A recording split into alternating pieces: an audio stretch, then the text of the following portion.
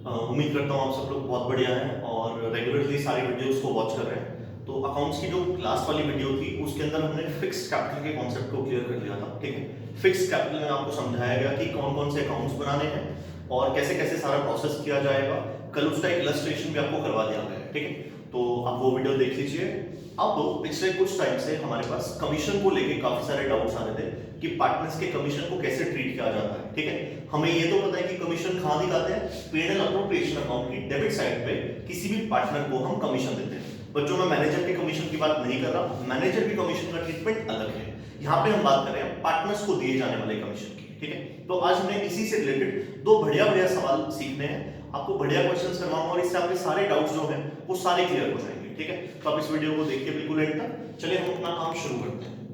इससे पहले कि मैं कमीशन का पॉइंट डिस्कस करना शुरू करूं, दो छोटे छोटे पॉइंट्स हैं जो कि हालांकि पहले डिस्कस किए गए हैं बट फिर भी बच्चों को डाउट्स में रहते हैं, तो पहले आप वो क्लियर कर लीजिए। देखिए, दो पार्टनर्स हैं ए और बी, क्वेश्चन में रेशो गिवन नहीं है कि प्रॉफिट शेयरिंग रेशो क्या रहेगा। तो मैंने आपको बताया हुआ है कि ऐसे केस में हम अज्यूम करेंगे कि इनका जो रेशो है वो इक्वल हो जाएगा। इक्वल का मतलब होता है बच्चों 1:1, ठीक।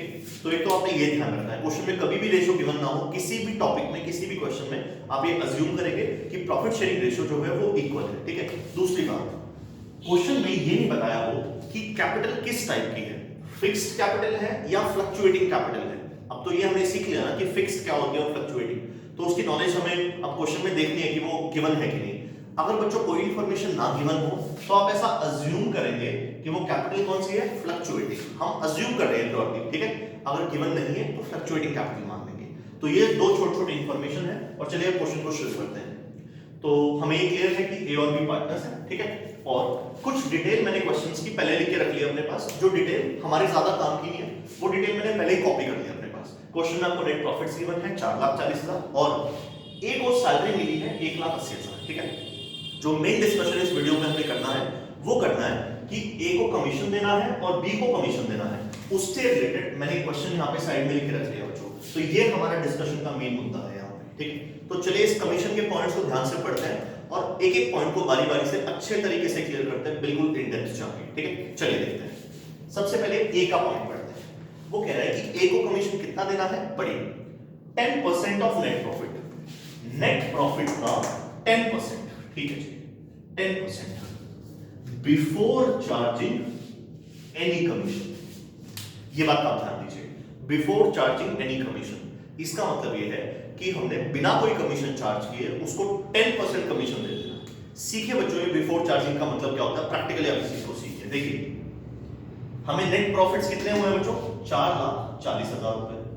तो 4,40,000 रुपए का 10% हमने देना है। 10% का मतलब होता है 10 डिवाइड बाय। अब यहां पे आप ध्यान दीजिए, अगर वो क्वेश्चन में कहे कि बिफोर चार्जिंग तो आप यहां पे डिवाइड में 10/100 लिख देना, ठीक है। और अगर वो कहता, जो कि अगले स्टेप में उसने कहा भी है आफ्टर चार्जिंग, तो बताता हूं नीचे क्या लिखना आपने, ठीक है। यहां पे हमने क्या करना था, बिफोर चार्जिंग एनी कमीशन, ठीक है। तो हमने क्या किया, नेट प्रॉफिट्स लिखे ये रहे और नेट प्रॉफिट का कितना कमीशन देना है, 10%।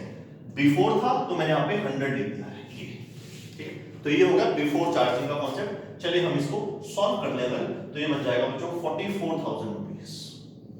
मेरे ख्याल से आपको क्लियर है कि बिफोर चार्जिंग कमीशन में कैसे काम किया जाएगा, ठीक है। बी के पॉइंट पे आते हैं, तो बी के पॉइंट में भी सेम इंफॉर्मेशन है, 10% ऑफ नेट प्रॉफिट, ठीक है, after charging his commission. After charging his commission में क्या करेंगे बच्चों, देखिए, से नेट प्रॉफिट्स लिखिए, क्योंकि कमीशन नेट प्रॉफिट पे निकालने को बोला गया है। कितना percent, 10%। After charging his commission है ना बच्चों, तो ध्यान दीजिएगा यहाँ पे कभी भी ये आफ्टर चार्जिंग बोल दे तो ऐसे केस में आपने क्या करना है, आपने डिवाइड में लिखना है 100 प्लस जो भी परसेंटेज है, जैसे कि यहाँ पे 10% है तो 100 प्लस 10। अगर ये 5% होता तो 100 प्लस 5।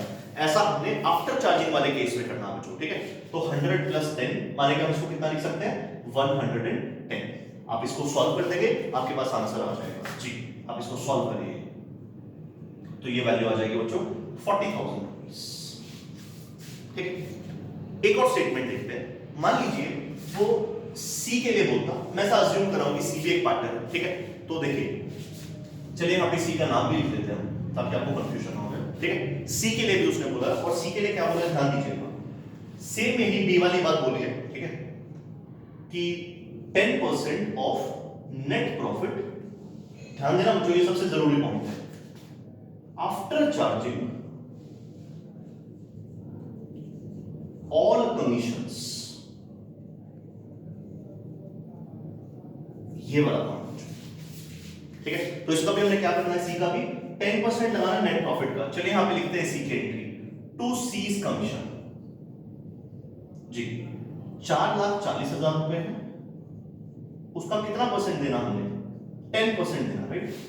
बट आप ध्यान दीजिए बच्चों, जरूरी कॉन्सेप्ट निकल के आता है, आफ्टर चार्जिंग ऑल कमीशंस, इसका मतलब ये है कि आप सबके कमीशंस को चार्ज करें। देखिए इसमें क्या लिखा था, आफ्टर चार्जिंग हिज कमीशन, सिर्फ उसका कमीशन चार्ज करना था हमने, उसका मतलब बी का। तो उसमें हमने क्या किया था, 10/110 सिंपली कर दिया था, ठीक है। बट यहाँ पे कह रहा है कि आफ्टर चार्जिंग ऑल कमीशंस, ये ऑल कमीशन का मतलब ये होता है कि आपको सब पार्टनर के कमीशंस जो हैं वो चार्ज करने पड़ेंगे। कैसे चार्ज करते हैं, ध्यान से देखिए, रफ वर्क में आइए मेरे साथ। देखिए हमें क्वेश्चन में प्रॉफिट्स कितने गिवन है बच्चों, 4,40,000। रफ वर्क में करना है काम, आपने बॉक्स के अंदर नहीं करना, ठीक है। तो वो कह रहा है कि आफ्टर चार्जिंग ऑल कमीशन, अब आप ही मुझे बताओ पार्टनर्स के नाम क्या क्या है, ए, बी और सी। सी का कमीशन तो अभी हमें पता नहीं है, तो वो तो हम चार्ज कर नहीं सकते, ठीक है। किस किस का कमीशन हमें पता है, ए का और बी का। तो चलिए ए का और बी का कमीशन चार्ज कर देते हैं। चार्ज करने का मतलब होता है माइनस करना, ठीक है। तो चलिए ए और बी का कमीशन चार्ज कर ले। ए का कमीशन कितना था, 44,000, बी का कमीशन 40,000। टोटल अगर हम करें रफ में इसको, तो ये बना 84,000 रुपीस। इसको सॉल्व करेंगे बच्चों, और इसको सॉल्व करके जो वैल्यू आएगी उसको यहां पुट करेंगे एक्चुअली। चलिए तो देखते हैं क्या वैल्यू आती है इसको सॉल्व करके। तो हम इसको सॉल्व करेंगे,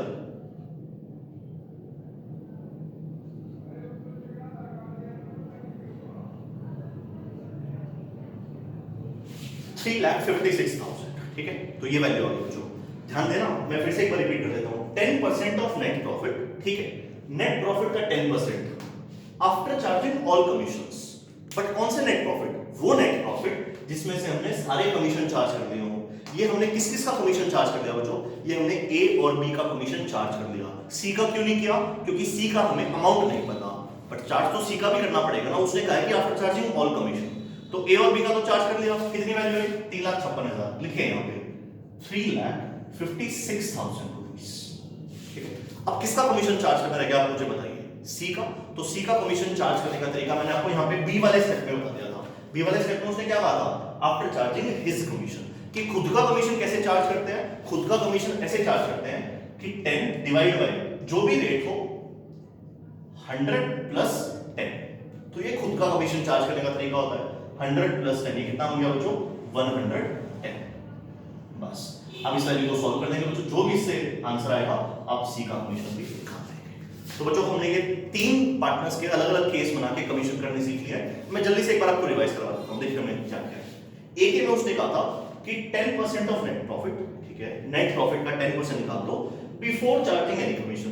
तो यहां तो किसी और पार्टनर के कमीशन को आपने देखना ही नहीं है, सिंपली आपने क्या करना है, नेट प्रॉफिट का 10/100, क्योंकि बिफोर था ना तो 10/100 कर दिया, कोई टेंशन ही नहीं थी। ए का काम सबसे सिंपल, तो जो बिफोर चार्जिंग वाले केसेस होते हैं ना सबसे आसान होता है, ठीक है। चलिए आइए बी के केस में। बी के केस में हमने लेवल 1 ऊपर बढ़ा दिया। बी के केस में उसने क्या कहा कि 10% ऑफ नेट प्रॉफिट, ठीक है, आफ्टर चार्जिंग हिज कमीशन, सिर्फ उसका कमीशन चार्ज करना। उसका किसका, सिर्फ बी का। क्या आपको बी का कमीशन पता है, नहीं, तो कैसे चार्ज किया जाता है खुद का कमीशन। भाई खुद का कमीशन चार्ज करने का तरीका है कि प्रॉफिट लिखो मल्टीप्लाई रेट कितना है 10 डिवाइड बाय 110। 110 कैसे आया, 100 प्लस ये रेट ऑफ इंटरेस्ट, ठीक है। तो हमने उसका खुद का कमीशन चार्ज करना सीख लिया। तो यहाँ पे आफ्टर चार्जिंग वाला कॉन्सेप्ट हमें क्लियर हो गया।